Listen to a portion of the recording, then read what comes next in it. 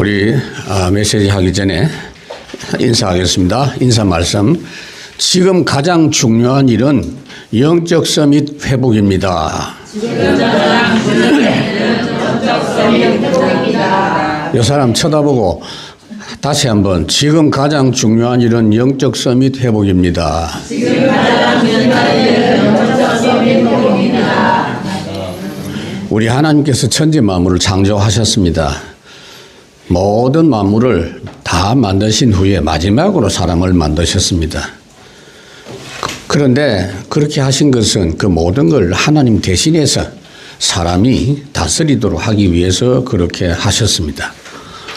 다스릴 수 있는 조건을 주셨는데 하나님이 형상을 가진 존재로, 하나님이 주신 생명을 가진 존재로 만드셨고, 하나님께 예배할 수 있는 유일한 존재로 만드셨고, 그래서 예배할 수 있는 날까지 주셔서 그 영적 축복을 가지고 세상 모든 만물을 다스리게 하셨습니다. 그런데 마귀의 유혹으로 아담 하와가 하나님께 범죄하고 하나님을 떠나고 말았습니다. 그냥 그걸로 끝난 것이 아니라 하나님께서 주신 그 영적 축복이 몽땅 다 상실되어 버리고 말았습니다. 그와 함께 이 세상도 하나님의 축복받은 사람이 다스릴 때는 괜찮았는데 하나님 떠난 사람들이 세상에 있으니 그 사람 때문에 세상이 어렵게 됐습니다. 저주, 재앙 가득한 그런 세상이 되고 말았습니다. 하나님께서 그 즉시 약속을 하셨습니다. 예수 그리스도 보내시겠다. 예수님 오셔서 이 모든 문제를 다 직접 해결하시고 아담 하와가 놓쳤던 그 축복 이상으로 회복할 수 있도록 해주겠다고 아담 하와에게 약속을 처음부터 하셨습니다. 그 약속대로 2000년 전에 예수님이 이 땅에 오셔서 모든 문제를 다 해결하셨고, 세상 임금 노릇하고 있는 사단의 세계 이길 수 있는 권세를 하나님께서 우리에게 주셨습니다. 그래서 지금 우리는 단순한 그냥 구원받은 하나님의 자녀가 아니고 권세를 가진 하나님의 자녀인 것입니다. 에덴 동산하고는 좀 다른 부분입니다. 그래서 권세를 누릴 줄 모르는 하나님의 자녀는 불신자하고 별 차이가 없는 그런 상태인 것을 볼 수가 있습니다. 예수님께서 그냥 우리를 부르신 것이 아니라 본인이 직접 인생 문제를 다 해결해 놓으시고 그 해결해 놓은 것을 우리가 누릴 수 있도록 영적 힘만 회복해라, 영적 서밋만 되라, 그렇게 말씀을 하셔서 오늘도 우리가 주일날 그 은혜를 힘입기 위해서 여기 모인 줄로 믿습니다. 그래서 첫 번째로 여러분 생각하실 것은 예수님이 다 이루신 것에 대한 증인이 되라는 겁니다. 첫 번째, 모든 저주를 끝내신 걸 체험하셔야 돼요. 하나님이 원하시는 일입니다. 이스라엘 백성들이 출애굽할 때 엄청난 재앙을 하나님이 내리게 했죠. 출애굽을 시키기 위해서 재앙을 내리신 것처럼 보이지만 하나님이 미리 드라마를 하나님이 만드신 겁니다. 극본을 하나님이 만드신 겁니다. 하나님이 총연출을 하신 겁니다. 엄청난 재앙 9가지가 애굽 전체에 내렸는데도 이스라엘 백성은 해방받지를 못했습니다. 그런 가운데 하나님이 이제 9째 재앙이 지난 뒤에 약속 기다렸다는 듯이 하나님의 약속을 말씀을 하시는 부분이 있습니다. 출애굽기 12장 27절에 있습니다. 유월절 제사 이거를 해라. 양의 피를 문설주에 발라라. 그러면 모든 애굽 사람에게 임하는 그 저주가 너희들 집에는 넘어갈 것이다. 그거를 너희들이 체험하고 이 구원받은 사실을 모든 후대들에게 계속 전달해라 그랬습니다. 그래서 여러분 10번째 재앙 장자 죽음 때문에 애굽이 항복을 하고 바로가 항복했다라고 말을 하면 잘못된 겁니다. 어린 양의 피 바르는 날 마귀가 항복한 줄 믿습니다. 그래서 예수 그리스도께서 우리에게 이 부분을 정말 알기를 원하시는데, 6월절 어린 양 피를 볼 때에 내가 너를 넘어가리라 경험하니까 그 찬송이 나오는 겁니다. 절대 잊어서는 안 되기 때문에 6월절 절기를 아예 만들어서 그걸 지키라고 했습니다. 6월절 절기는 다 합치면, 오고 가고 다 합치면 한 달 정도 걸려요. 1년에 한 달 정도 절기를 지키게 했어요. 그 외에도 오순절 절기가 있고 수장절 절기가 있죠. 그건 다 그 사실을 되새기도록 하기 위해서 그렇게 하신 겁니다. 예수님께서 십자가에 피 흘려 죽으시면서 모든 문제를 다 해결하셨다고, 다 약속을 이루었다고 선포하셨습니다. 여러분, 너희들 이제는 딴소리 하지 마. 다 이루었다. 그렇게 선포하신 겁니다. 그거를 베드로가 체험한 거예요. 원래 주님께 말씀을 들었지만 체험한 것은 마가다락방에서 그걸 체험했습니다. 그걸 체험하고 나니까 예수 이름 절대 말하지 말라고 사람들 앞에 묶어가지고 그 협박하는 그 사람들 앞에서 베드로가 뭐라고 합니까? 베드로가 성령이 충만하여 말하기를 다른 이로서는 구원을 받을 수 없고 천하 인간 중에 구원받으라는 다른 이름을 우리에게 주신 적이 없는데 우리가 그 부분의 증인인데 이렇게 말했습니다. 그래서 다윗도 이 부분에 체험을 하고 고백한 게 뭐냐? 하나님이 나의 목자가 되시니까 내가 한 개도 부족한 게 없다 그랬습니다. 이스라엘 백성들도 6월절 피바라고 나온 이스라엘 백성들이 광야 40년을 지나는 중에 신명기 8장 4절에 보면 한 번도 의복이 헤어지거나 발이 부르트지 아니했다. 광야 40년 동안에 감기 걸린 적도 한 번도 없어요. 배고파서 영양실조 걸린 적이 단 한 번도 없어요. 문제 생긴 거는 이스라엘 백성들이 불신앙해서 생긴 것이지 한 번도 문제가 없었어요. 그게 6월절 피 바르고 나온 구원받은 백성에게 주신 하나님의 은혜입니다. 이거를 체험해서 증인되라고 말이에요. 여러분들이 사명입니다. 이게 행복한 체험 아닙니까? 행복한 미션 아닙니까? 두 번째로 거기서 더하여 보좌의 능력으로 함께 하심, 이걸 확인해라. 그래서 미션 감당해라. 감람산 출애굽 이후에 한 2년 동안 하나님께서 이스라엘 백성들에게 장막을 짓게 하시고 말씀도 주시고 그 다음에 회막에서 하나님이 나타나셔서 은혜 베푸시고 낮에는 구름 기둥이 탁 보이도록 불 기둥으로 보이도록 보좌의 은혜가 거기에 임했다 그 말입니다. 보좌의 능력이 실제로 그들과 함께 하시는 걸 확인했습니다. 그러고 나서 2년 동안 그걸 체험하게 한 다음에 인구조사를 하게 한 게 아니고 전쟁에 나가 싸울 수 있는 사람 숫자를 계수하라 그랬습니다.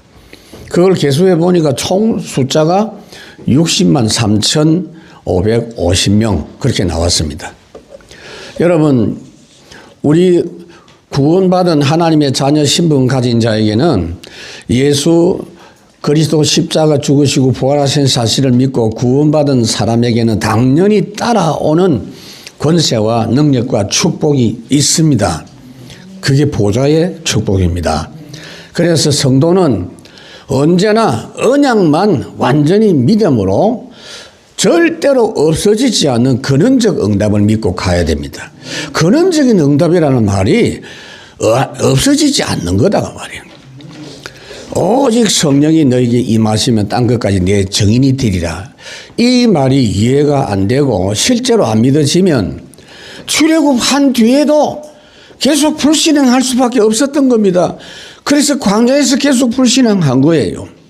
그런 사람들 들은 가나안 미션을 누릴 수 있는 자격이 안 되기 때문에, 왜냐하면 들어가자마자 바로 그냥 망합니다. 그들에게 공격당해 죽을 것입니다. 이런 부분을 우리에게 말씀해 주는 것은 거울로 우리를 확인하라는 말씀입니다. 여러분, 절대로 잊지 마세요. 영접하는 자 곧 그 이름을 믿는 자들에게 하나님의 자녀가 되는 권세를 주셨다. 그래서 내가 너희를 부른 것은 원하는 자들을 부르셨는데 너희와 함께 있기 위함이고 전도도 하고 귀신을 쫓는 권세가 있게 하려 하심이니라. 권세는 당연한 겁니다. 예수님이 제자들에게 현장에 파송하면서 먼저 주신 게 뭐냐? 권세예요. 내가 너에게 모든 악한 것, 질병을 고치고 연약한 걸 고치고 귀신을 쫓는 권세를 주었다 그랬습니다. 그래서 큰 핍박 속에서도 초대교회가 사도행전 1장 14절에 보면은 그 언약만 붙잡고 기도할 수 있었습니다. 무슨 말이냐? 이 모든 문제가 이 기도 하나 가지고 다 해결된다는 걸 확신했기 때문에 그게 오로지라는 말입니다. 여러분, 오늘 주일날 여러분들이 하고 가야 될 일이 있어요. 여기 왔으면 반드시 하고 가야 될 일이 있어요. 여러분들이 사우나 목욕탕에 가면은 어떻게 합니까? 일단은 몸을 씻잖아요. 그냥 가면 안 되죠. 여기서 여러분들이 주일날마다 확인하고 씻고 가야 될 게 뭐냐? 내가 갖고 있는 문제, 답 얻고 가야 돼요. 여러분들이 있는 위기, 가정, 교회 문제, 복음만 해서 그게 풀려야 돼요. 그래서 그 풀리고 난 다음에 확신을 회복해서 가야 돼요. 이걸 주일날 탁 하고 그 다음 날부터 매일매일 이 확인을 하고 하루를 시작해야 된다. 세 번째로 세계 살릴 능력으로 증인되라. 마가다락방입니다. 오늘 이 부분의 언약을 굳게 붙잡고 먼저 서밋 응답부터 받아야 되고 매일 첫 시간에 이 응답을 받아야 됩니다. 그게 하나님의 방법입니다, 여러분. 매주 영적 서밋 누리고 현장으로 가면 여러분 현장에 두려운 문제가 두렵지 않다니까요. 사도행전 4장에 베드로가 성령이 충만한 가운데 현장에 가니까 자기를 피박하는 사람이 두려운 정도가 아니고 두렵지 않은 정도가 아니고 불쌍하게 보이는 거예요. 내가 도와줘야 될 사람이구나. 스데반도 피박을 받았잖아요. 돌에 맞아 죽어가면서도 스데반이 성령이 충만하여 사도행전 7장에 보면은 서밋 말을 하잖아요. 하나님, 저 사람 용서해 주십시오. 자기들 무슨 일을 하고 있는지 알지도 못합니다. 살려주십시오. 그 스데반의 기도 때문에 아마 사도 바울이 돌아왔지 않았느냐, 저는 그렇게 봅니다. 우리는 이런 서밋인 줄 믿습니다, 여러분. 그래서 오늘 본문에 예수님이 약속하신 그 내용이 땅끝까지 모든 족속으로 제사 삼으라 그랬는데 오늘 본문 20절에 보면 이스라엘의 장자 르우벤의 아들들에게서 난 자를 그들의 종족과 조상의 가문에 따라 20세 이상으로 싸움에 나갈 만한 각 남자를 그 명수대로 다 계수하니 그랬어요. 여러분, 우리가 2, 3, 7, 5천 종족이라는 말만 하지 말고 오늘 본문을 딱 보면서 내 가정, 내 가문, 내 종족은 어떤가, 이걸 생각하셔야 돼요. 여러분들이 혹시 목사님, 내가 예수 믿은 지 몇십 년 됐는데 우리 집안은 안 돼요. 그 될 사람들이 아니라니까. 목사님 몰라서 그렇습니다. 내가 잘 아는 그 상태를 믿지 마세요. 내가 알고 있는 그걸 믿지 말라고요. 하나님은 여러분을 부르실 때 그냥 여러분 혼자 달랑 천국 데려가려고 부르신 게 아닙니다. 그러면 당장 죽어야 돼. 그 자리에서 바로 하나님 불러가야지. 하나님의 계획은 여러분 가문, 여러분 종족 살리는 것이 틀림없는 줄로 믿습니다. 그래서 지금부터라도 여러분 집안 조사를 새롭게 한번 해보시기 바랍니다. 오늘 본문 그냥 우리가 보는 게 아닙니다. 예를 들면 우리나라에서 성씨가 많잖아요. 그런데 이 성 중에서 제일 많은 성씨가 김해 김씨예요. 한 500만 명 되더라고요. 그 우리나라 인구의 한 10% 정도. 저는 김해 김씨가 아닙니다. 안동 김가인데요. 안동 김가는 보니까 한 50만 명 돼요. 우리나라 인구의 한 1% 정도 돼요. 근데 그 정도 되는 숫자인데도 그 무슨 파 있잖아요. 종파. 파가 보니까 63개나 있어. 나 파는 보니까 뭐 어담공방지 뭐 그런 거 있는데. 그 우리 집안은 가만히 안동김 씨 보니까 지금 이재명 대통령 부인도 보니까 안동김 가더라고 보니까. 김자진 장군 이런 사람들. 그래 뭐 그 외에는 큰 인물 별로 없어요. 그런데 나도 그 생각을 합니다.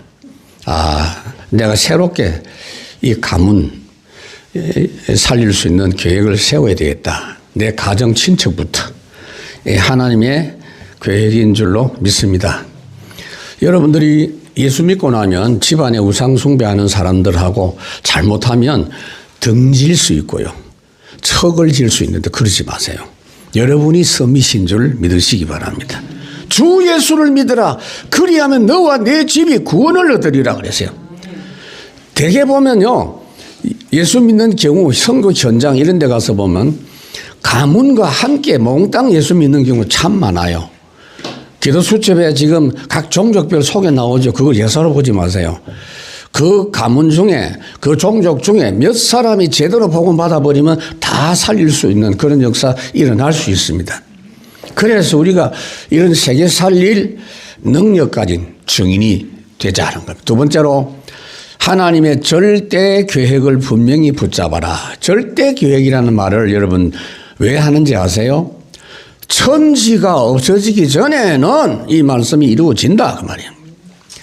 이 절대 언약, 하나님의 약속을 절대 언약으로 붙잡은 요셉을 우선 오늘 본받자고요. 요셉은 조상과 부모가 가진 언약 흐름을 절대 언약 흐름으로 잘 알고 있었습니다. 정조 할아버지가 아브라함입니다. 창세기 12장. 너는 본토 친척 아버지 집을 떠나 내가 내게 지시하는 곳으로 가라. 너는 복이라. 너로 인하여 모든 열방이 복을 받게 할 것이다. 그 언약의 약속을 그 아들 이삭이 창세기 22장 18절 수양에 자기 죽어야 될 대신 수양이 죽으면서 그 내 씨로 말미암아 천하 만민이 복을 받을 것이다. 이 이삭이 붙잡은 약속이 야곱에게 전달이 됐습니다. 그 야곱에게 전달되는 게 언제냐면 창세기 28장에 보면은 외삼촌 집으로 도망갈 때 완전 노바디 된 상태에서 하나님께서 이삭을 통해서 그 아들에게 전달되게 해 주셨고요. 그 다음에 야곱이 12아들들에게 틀림없이 말을 했을 텐데 제대로 붙잡은 사람 한 명밖에 없었어요. 그게 요셉입니다. 창세기 37장 2절에 보면은 야곱의 족보는 야곱의 계보는 이러하니라 라고 되어 있어요. 그래 놓고 그 다음에 쭉 사람 이름 나와야 될 텐데 요셉 이야기 하나밖에 없어요. 요셉이 그 언약 흐름을 이었다는 겁니다.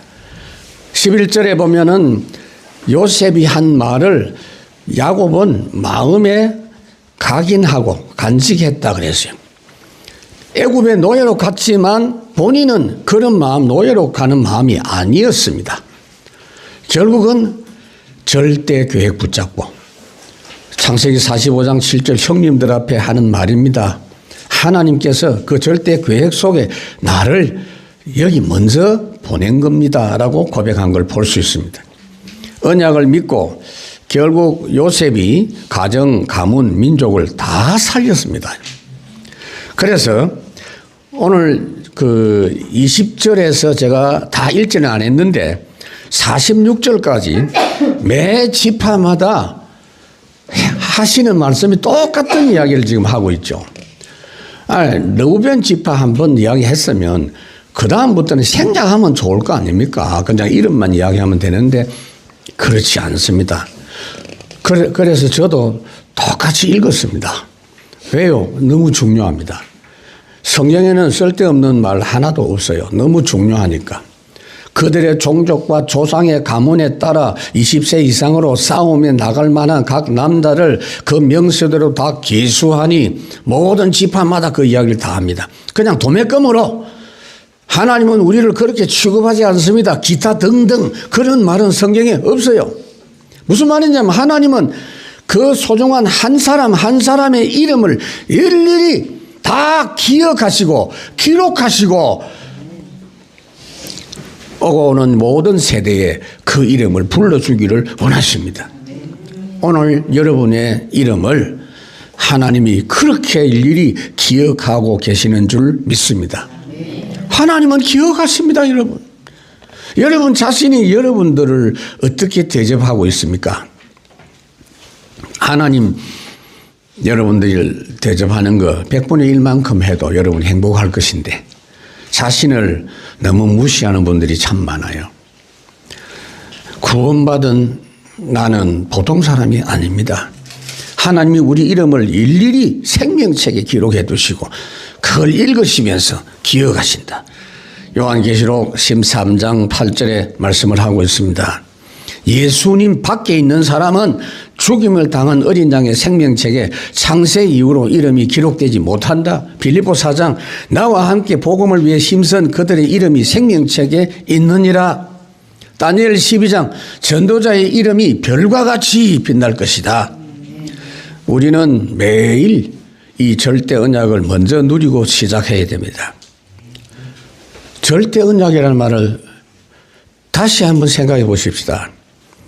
마태복음 5장에는 천지가 없어지기 전에는 이 언약이 이루어진다라고 했지만 마태복음 24장 35절에는 천지가 없어져도 없어질지라도 이 말씀은 이루어진다 그랬습니다.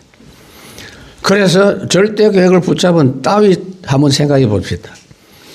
사무엘상 16장에 보면은 다윗이 사무엘을 통해서 하나님의 절대 계획을 붙잡은 그 날부터 하나님의 성령이 계속 함께 역사하셔서 전쟁에 나가기만 하면 백정백성합니다. 자, 오늘도 여러분들이 신앙생활 방법을 빨리 캐치하셔야 돼요. 아유, 그래. 이 말씀 듣고 내가 열심히 해야지. 아니요. 지금 믿으십시오. 오늘 믿으면 그 즉시 하나님의 성령이 역사합니다. 약속을 붙잡고 믿고 기도하면 역사합니다. 그래서 21절 르우벤 지파에서 계수된 자는 46,500명이었더라 그랬죠. 12지파 군사 숫자를 다 계수했는데 르우벤부터 납달리 지파까지 다 계수를 했어요. 그런데 여러분 민수기 1장에도 계수했지만 38년이 지난 뒤에 민수기 26장에서도 다시 계수를 했는데 그거하고 비교를 해볼 필요가 있어요. 숫자가 줄었어. 오히려 40년 동안 숫자가 줄었어. 그 이유는 민수기 13장 14장에 보면은 가나안 땅 정탐하도록 명령을 했는데 돌아와서 그 정탐꾼과 이스라엘 백성 전체가 불신앙을 했어요. 그때 하나님은 야, 지금 너희들이 돌아갈 수가 없다. 가면 다 죽는다. 다 맞아 죽는다. 그러니 믿음 새로 회복해서 가라. 이래서 광야에서 38년 동안 뺑뺑이를 돌면서 회복할 수 있는 기회를 주셨는데 거의 대부분이 그 상태 그대로 광야에서 살다가 죽었어요. 여호수아 갈렙 빼놓고는 다 죽었다. 민수기 26장 64절 65절에 그 말씀을 하고 있어요. 당시에 20세 이하는 안 죽었어요. 그 이후 광야에서 태어난 사람 중에 믿음으로 준비된 숫자가 오히려 더 줄었어. 그 왜 이런 결과가 나왔을까? 거기에 태어난 사람 중에도 불신앙한 사람이 생긴 겁니다. 말하자면. 60만 3,550명에서 60만 1,780명, 한 2,000명가량 줄였어요. 그런데 지파별로 보면 차이가 나요. 하나님은 지파별로 다 계산을 했어요. 숫자가 늘어난 좋은 지파가 있고 숫자가 줄어든 지파가 있어요. 믿음과 불신앙과 관계가 있습니다, 여러분. 먼저 증가된 지파를 한번 볼 필요가 있어요. 성경에 있는 건요, 그냥 넘어가면 안 돼요. 모든 거 다 살펴보고 교훈으로 삼아야 돼요. 숫자가 늘어난 지파가 한 7지파 되는데, 첫 번째 유다 지파입니다. 한 2,000명 늘었어요. 74,600명. 세상이 온통 어두워서 실패해 있는 가운데서도 승리하는 사람이 있습니다. 핑계할 필요가 없어요. 이사갈 지파는요, 한 10,000명이나 늘어났고, 서불로는 3,000명 늘어났고, 므낫세는 20,000명이나 늘어났어요. 여러분, 므낫세가 누굽니까? 요셉의 큰 아들이 므낫세예요. 그런데 하나님께서 야곱 할아버지가 손자들을 축복하면서 둘째 에브라임 머리에 오른손을 얹었다. 기분 나쁘잖아요. 그때부터 에브라임이 장자가 된 거예요. 내가 먼저 낳았는데. 그러나 오히려 그걸 므낫세는 계기로 삼아가지고 언약 확실히 붙잡았어요. 그러니까 에브라임은 줄었는데 므낫세는 20,000명이나 늘어났어요. 탁월하지 못한 지파인데도 오히려 언약만 탁 붙잡고 나갔더니 왕성한 응답을 받게 됐어요. 베냐민 지파도 약한 지파인데 10,000명이나 늘어났고요. 단 지파도 1,800명, 아셀 지파도 12,000명이나 늘어났어요. 7지파는 다윗처럼 언약을 굳게 붙잡고 갔습니다. 세 번째로 절대 미션에 올인한 바울처럼 살아가십시다. 바울은 예수님 만난 처음부터 절대 미션을 확인한 사람이에요. 사도행전 9장 15절에 바울 너는 이방인과 임금들과 이스라엘 자손들에게 복음 전하기 위하여 택한 나의 그릇이다. 그래서 지금까지는 열심히 살았는데 절대 미션 이것 때문에 내가 산다. 이게요 딱 마음에 각인된 겁니다. 사도행전 20장에 보면 내가 달려갈 길과 주 예수께 받은 사명 곧 하나님의 은혜의 복음을 증언하는 일을 마치려 하면은 나의 생명조차 조금도 귀한 것으로 여기지 아니하노라. 그래서 이제 바로 숨지기 직전 상황이 언제냐. 디모데후서 4장. 나는 선한 싸움을 싸우고 나의 달려갈 길을 다 마치고 믿음을 지켰다 그랬어요. 그러나 그러한 바울 주변에 함께했던 사람들 중에는요. 절대 미션을 무시하고 떠난 사람들이 많습니다. 다른 계산을 했겠죠. 디모데후서 4장 16절에 보면 나와 함께 한 자가 하나도 없고 다 나를 버렸으나 그들에게 허물을 돌리지 않는다. 그러니까 이와 같이 12지파 중에도 줄어든 지파가 있다 이 말이에요. 첫 번째 르우벤 이 장남이에요. 한 3,000명 줄었어요. 시몬은 제일 많이 줄었어요. 59,300명이 3분의 2나 줄여가지고 22,000명으로 완전히 줄어버렸어요. 왜 줄었을까? 성경에 보니까요. 대불신앙 사건이 있었어요. 발람 사건, 고라당 사건. 아마 여기에 시몬 지파가 상당히 많이 참여했어요. 지파와 종족에 따라 차이 납니다. 우연한 게 아니에요. 여러분 그래서 오늘부터 꼭 일주일에 한 번 이상은 가족 포럼을 하십시오. 어떤 어려움이 와도 절대 언약 무시하면 안 됩니다. 갓 지파가 5,000명가량 줄었고 에브라임 지파는 한 10,000명가량 줄었어요. 복을 쏟아버렸어요. 납달리 지파도 한 9,000명 줄었어요. 늘어난 지파가 있지만 전체적으로는 2,000명이 오히려 줄었어요. 합치니까. 광야에서 태어났다고 해서 다 살아난 것이 아니라는 걸 우리가 확인할 수 있습니다. 그래서 우리는 바울처럼 절대 미션에 올인하시기 바랍니다. 저는요 바울을 보면서 참 역시 특별한 은혜를 받은 사람이구나 싶은 것이 노바디 상황을 본인이 만들었어요. 다른 사람들은 하나님이 노바디 상황을 만들어 가지고 인도하는데 바울은 내가 가진 좋은 것들을 내가 다 배설물로 여긴다. 내가 다 그리스도를 위하여 버린다. 그래서 버린 노바디입니다. 내버린 노바디입니다. 귀한 것 갖고 있어도 그것 갖고 하는 거 아니다. 그 말입니다.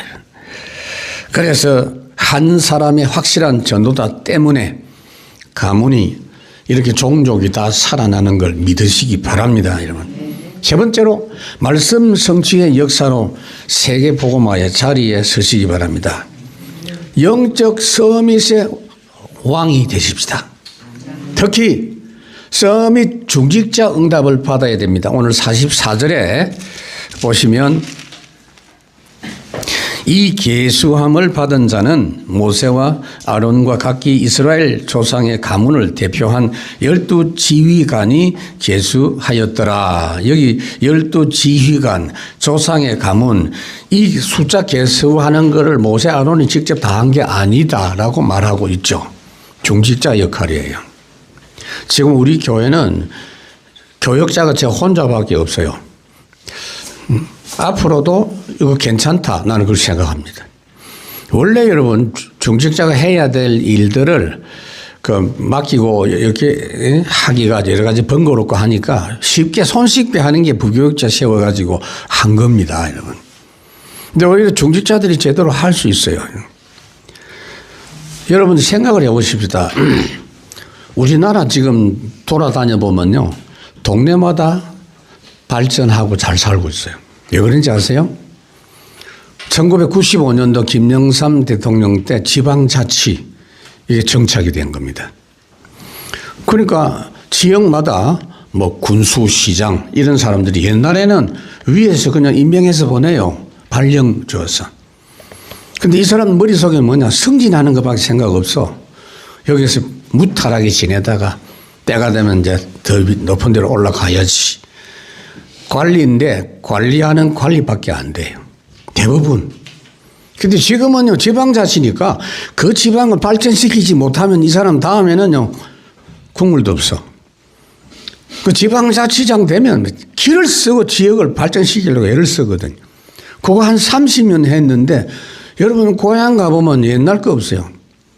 저도 고향을 한번 가봤는데 옛날 모습이 한 개도 없어요. 그 추억을 한번 내가 느껴볼까 생각했는데 추억도 없어요. 다 발전했어요.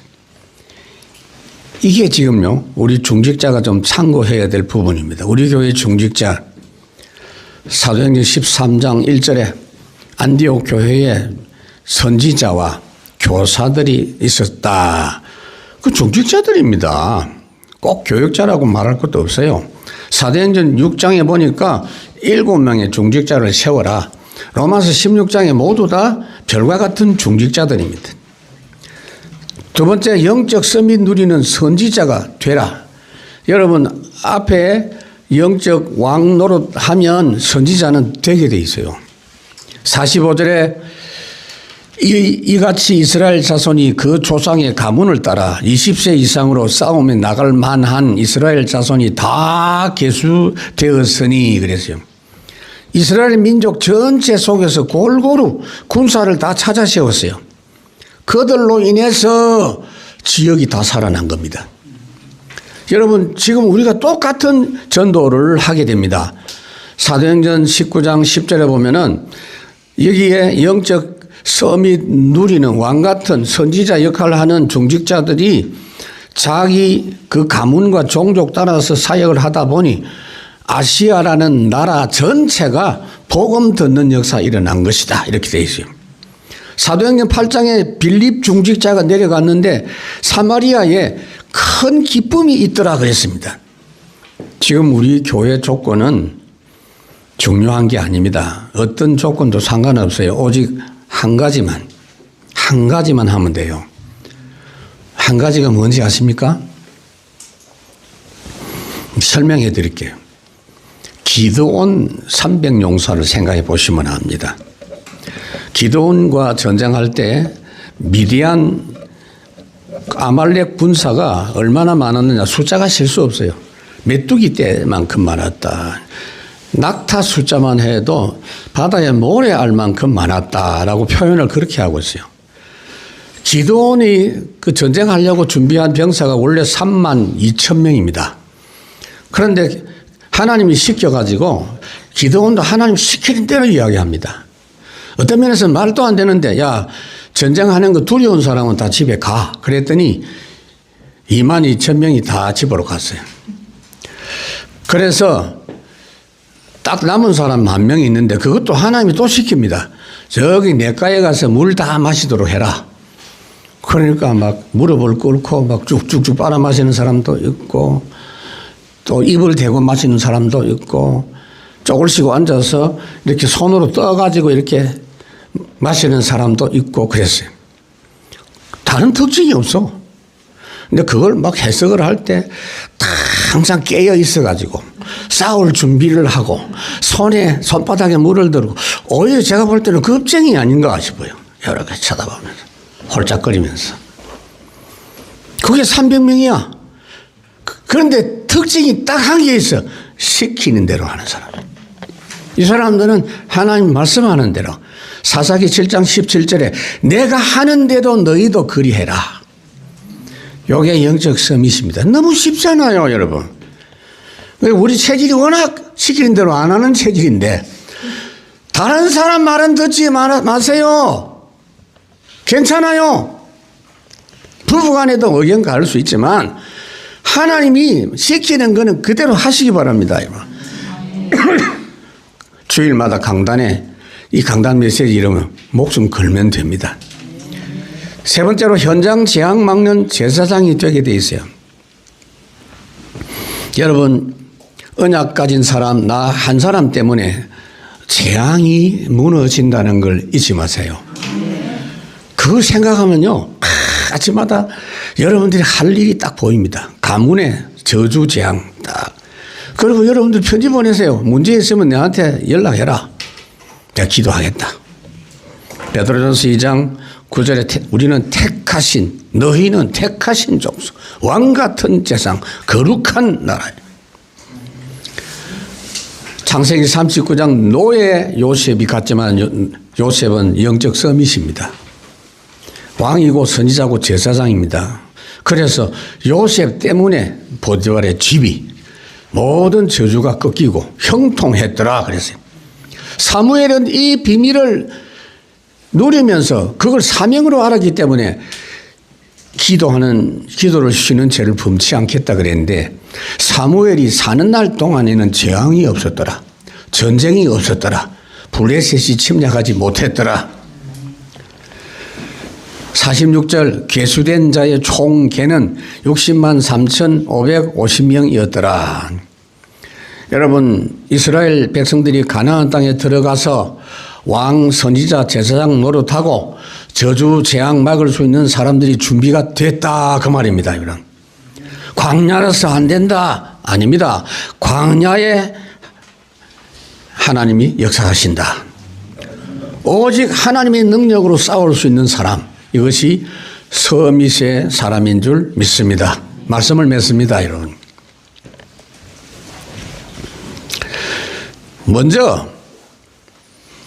먼저 영적 서밋되고 성령 충만 받아라라는 이 말씀은 무슨 말씀이냐면요.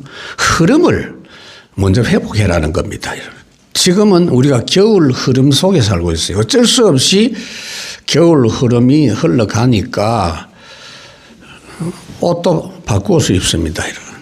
나무 잎들도 다 거기에 맞추어서 떨어집니다. 이 겨울 흐름이라는 게 무시할 수가 없어요. 봄 흐름이 오면 다 살아나겠죠. 여러분 그거하고 비교가 안 돼요. 영적 서밋 흐름이 딱 회복되면 그 흐름 따라 모든 것이 움직인다는 걸 잊지 마세요. 사도행전 1장에 제자들이 예수님이 성천하시기 전에 그냥 이제 성천하시는가 싶어서 주님 그냥 가시면 어쩝니까? 우리가 다 이스라엘 나라인데 지금 로마에 속국이 돼 있는데 이거 해결을 되고 가야 될 거 아닙니까? 이거 언제 회복됩니까? 예수님 언제 회복시켜 주실 겁니까? 라고 물었는데 너무 중요한 이야기잖아요. 근데 예수님 뭐라고 합니까? 그것은 지금 너희들이 상관할 바가 아니다. 그건 하나님 알아서 하신대. 먼저 너희들이 성령의 충만을 받아라. 성령이 너에게 임하며 땅 끝까지 증인되는 그것부터 회복해라. 여러분 다니엘이 바벨론의 포로로 딱 잡혀가세요. 처음에는 막 불행하고 답답하고 힘들었겠죠. 그런데 정신 차리고 딱 보니까 아하, 이 바벨론은 불쌍한 나라구나. 세상을 어렵게 하는 강대국이구나. 그걸 알고 이 불쌍한 멸망받을 국가 바벨론을 살려야 되겠다. 뜻을 정했다 그랬어요. 그래서 노바디 상황으로 갑니다. 지금 갖고 있는 이건 아니야. 이거 갖고는 안 돼. 하나님이 주신 것으로 해야 돼. 작정하고 시작했는데 불과 얼마 안 가서 첫 번째 증거가 나타나죠. 뜻을 정했다. 여러분들도 오늘 그런 뜻을 정하면 됩니다. 영적 서밋 먼저 된 상태에서 모든 일 제대로 되는 겁니다. 조건이 안 좋다? 오히려 안 좋은 조건이 더 영적 서밋 되는데 도움돼요. 송명희 씨 같은 사람, 그 완전 말도 제대로 못하는 그런 사람인데 얼마나 언약에 대한 부분이 잘 정리가 되어 있는지 참 귀합니다. 종교개혁자 존 칼빈 같은 사람은 별명이 있어요. 종합병원이라고. 오래 살지도 못했는데 그 조건 속에서 오히려 영적 서밋이 되니까 세계 살리는 역사가 나타난 겁니다. 이런. 잊지 마십시오. 오늘 주일은 여러분들의 영적 상태 정상 회복하는 집중의 날입니다. 오늘 시작하면 됩니다. 기도하겠습니다. 하나님 참으로 감사합니다. 우리에게 은혜 주셔서 이와 같이 영적 서밋의 비밀이 지금 이 시간부터 저희들에게 믿어지고 기도되어지고 지금 영적 힘이 회복되게 하여 주시옵소서.